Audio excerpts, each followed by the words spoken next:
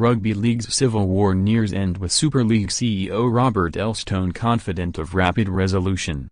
Super League Chief Executive Robert Elstone says the sport's civil war over its structure is close to ending as top-flight clubs push ahead with plans to scrap the Super Rates.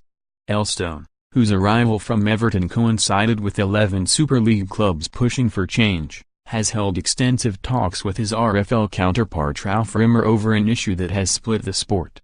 Clubs outside the elite have resisted change from the current format without full consultation, but Elstone believes a resolution may now be reached within the next fortnight. He said, "We've had very positive discussions with the RFL which are drawing to a conclusion. I think they will deliver a solution that I think will work for Super League, the RFL and the game as a whole. It can only be within the 1 or 2 weeks' time. That's the intention and the desire from both the RFL and Super League, to allow clubs to go on sale with season tickets for 2019. That is as relevant to Leeds Rhinos and Warrington as it is to Batley, Featherstone and London Broncos. Every club needs to have that certainty sooner rather than later. I think we are close.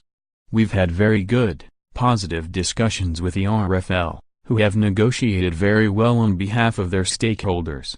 Super League has listened and has sought to accommodate that, and I'm confident that the solution will allow everybody in the game to move forward.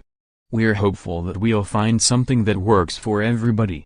I don't think there's necessarily anybody who's going to be aggrieved by the solution. The RFL and Super League are listening to all stakeholders to come up with that."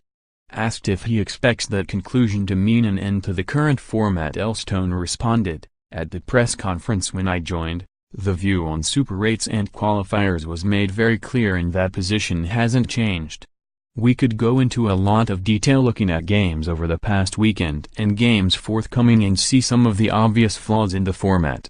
I will say again that the format was well intended, but the full consequences of possibly weren't thought through and have only come to light when it's been executed. But we can see the weaknesses in it, and that's why Super League is committed to changing it."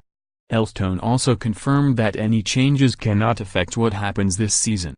He added, "The format is established and we have to accept the consequence of whatever happens in the qualifiers. That will dictate what division clubs are competing in 2019.